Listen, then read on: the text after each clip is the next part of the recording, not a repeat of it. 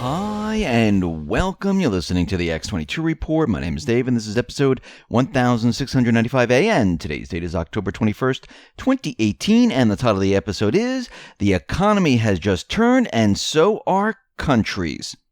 Now, before we get started, I wanted to talk about the patriots that are fighting for our country. Every generation seems to have its own president. For some, it was Kennedy. For others, Nixon, Carter, Bush, or Reagan. Each seems to define an era. Our generation will have Donald Trump as their president. He was the one that took a shattered and broken Washington swamp and drained it of everything he saw that was bad. He will be remembered as a maverick, the man who drained the swamp. He overcame fierce opposition from Democrats and Republicans alike, a corrupt media, misinformation, and fake news to become the 45th president of the United States. Under his administration, America has seen its first major tax reform in 30 years, a renegotiation of the globalist trade deals, the termination of TPP, the process of getting rid of the central banking system, and maybe even resetting the system to make it a people system. His way has so far shaken the cobwebs from all corners of government, and he's only halfway through. Who knows what the next half will bring? To celebrate these first achievements in a fitting and lasting way, Noble Gold has produced an exclusive commemorative President Trump 2020 Freedom Coin. Minted from 1 troy ounce of .999 fine silver, the Trump Freedom Coin is a beautiful and striking coin. The guys at Noble Gold tell me that these are being talked about all over the country. If you're a Trump supporter or you like the perfect gift for someone who is, you'll be in good company. To order yours, go to TrumpCoin2020.com and put in the code X22 and you'll receive $5 off per coin for a limited time. TrumpCoin2020.com and put in the discount code X22 and you could be holding one of these fabulous Trump coins too. Let's get into the economic collapse financial news. Now, the economy is turning and countries are starting to do the same. And we'll be talking about that in just a bit. And what we're seeing now, first in the economy, we're seeing a lot of the same things that we saw in the Great Recession of 08-09 or leading up to 08-09. And what we're seeing right now, and especially in the housing market, we're starting to see the same exact signs. Now, they kept telling us that we have, a shortage of supply, the weather is to blame for the terrible housing sales.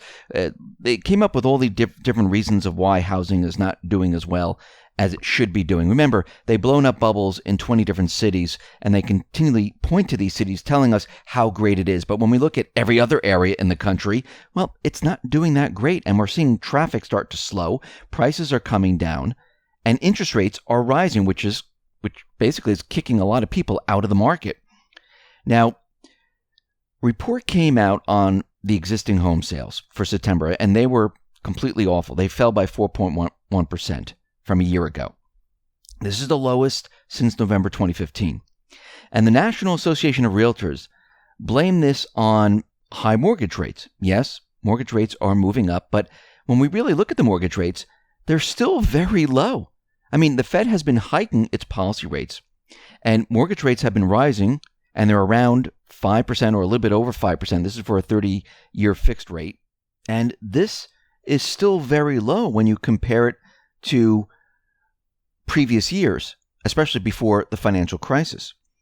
So while this may seem high by 2016, 2017, 2018 standards, it remains low compared to rates in the pre-financial crisis era. Now, let's talk about the inventory of existing homes. They edged up by 1.1% year over year to about 1.88 million homes. Unsold inventory rose to about 4.4 months supply. The National Association of Realtors, they're telling us that the supply, well, we're starting to see a lot more of it. We're seeing a lot more of single-family homes. We're seeing a lot more of condos, co-ops. And when we start to look at this, we can see we're way above where we were just a couple of months ago. What does this mean? Well, we've entered the early stages of a buyer's market. Should supply levels cross above 5 months, we will be watching for flat, possibly declining resale prices in some markets, especially where affordability is already very stretched. So this is the beginning of a buyer's market, and it arrived around April or May of this year. If we look at some of these numbers here, real estate is local, and local results may vary between, each area, but overall, we can see that this is definitely happening. Now, we saw the same thing happen during the financial crisis, where all of a sudden it turned into a buyer's market. And what I mean by that is prices started to drop. Buyers would sit on the sidelines and they would say, well, I'm going to wait for the prices to come down, and I will give offers in that are much, much lower than what the seller is asking for. When this happens, sellers start to take their houses off the market, especially those individuals that purchased at the height of the market, and now they have to come down $20, $30, $40, $50, $60, $70,000, even more. So we can see that we're entering the same time frame that we were right before the financial crisis of 08, 09. We're probably looking around 07 right now. And everything is starting to switch. Now, as mortgage rates move up, it's going to kick a lot more people out of the housing arena, and they're going to wait and say, you know something, we're not ready to buy. That means the buyer's traffic will dry up. Sellers will have to reduce prices, and buyers are going to wait until these prices come down to a certain level. So we can see right now that we are at the beginning stages of all of this. Now, we know that the Fed has been raising rates, and this is being done on purpose. And we know there's a neutral point where the rates hit a certain area where we know that things are going to fall apart. And Powell is going to raise these rates. He's not going to stop. Trump knows this. I mean, he's been talking to the media, contradicting the Fed. Same thing he did with Sessions. Same thing he did with North Korea, saying, wow, I don't know why he's doing this. It doesn't make sense. This is not the right time. I thought he was an easy money Fed, and I didn't realize he was an interest rate Fed. Of course he did. He put him into this position. He knew exactly who this person was. So Fed Kaplan of the Dallas Federal Reserve is saying, listen, we have about 2 to 3 more rate hikes, and we will meet that neutral level of around 3%. That's the magic number. And Fed Kaplan kind of gave us a timeline of when this will happen. And if the Fed continues to do what they're doing, which they most likely are going to continue to do what they're doing, we're going to hit this area on or around June 2019. Now, as we approach this timeline, this time frame, that doesn't mean on June 2019 everything just falls apart. We're going to see it fall apart as they continually raise the rates each time. Now, they might adjust this. They might not raise it as much in December or February or whenever they're planning to do this. They might adjust it. It might be August. It might be a little bit sooner, but it's around the middle of 2019. And this will start the collapse of the economy. Actually, the collapse will be happening while they're raising rates.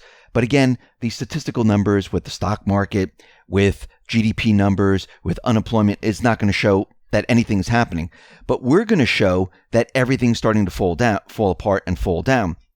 Now, once the Fed reaches this magical number and things really start to break apart, and if we look back in 2005, 2006, where the Fed raised the rates, they raised it, and I believe the middle or the end of 2006, they hit a certain point, and then they started to drop the rates in 2007, and they came down pretty darn fast.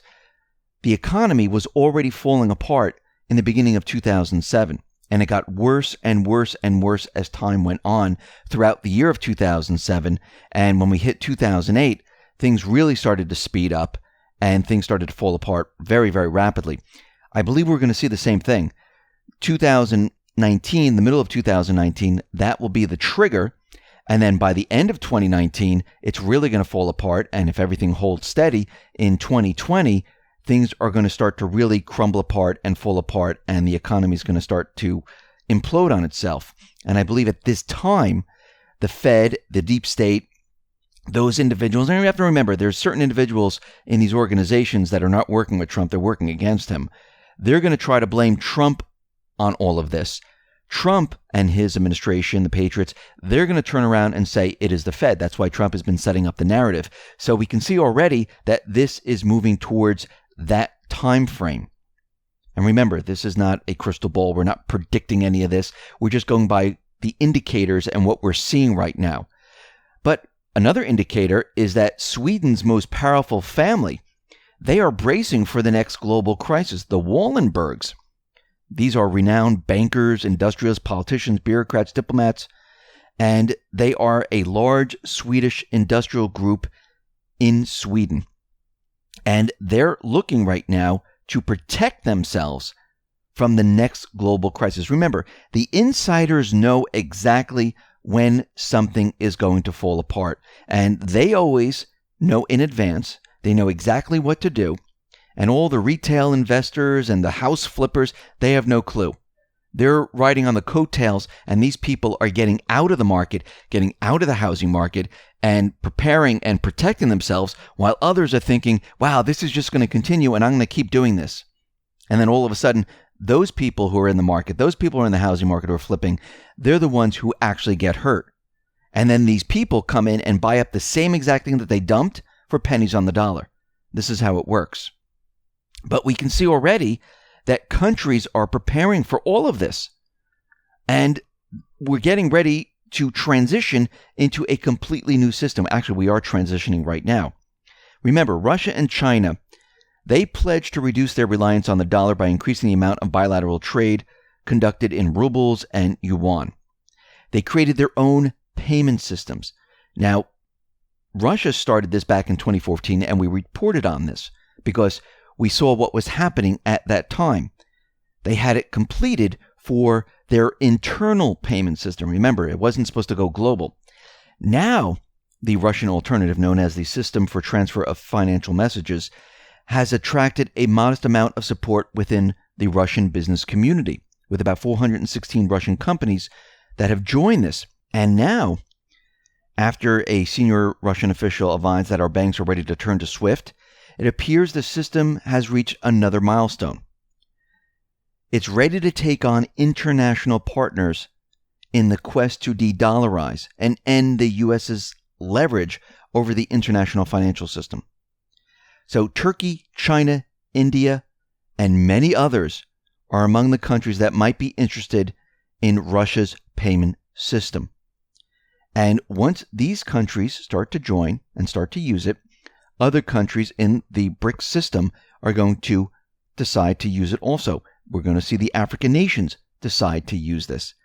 And we're going to see a huge shift from the private Western central bank system over to this new system.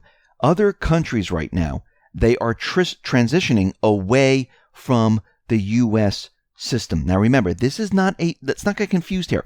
This is not a people system. Remember, the system that we're in today is a central bank system. The paper money that you hold, they are notes given to you by the central bank, the Federal Reserve. It's not from our government. It's not from the people. We didn't create the currency. It's coming from a private corporation. Countries around the world are moving away from this central bank note.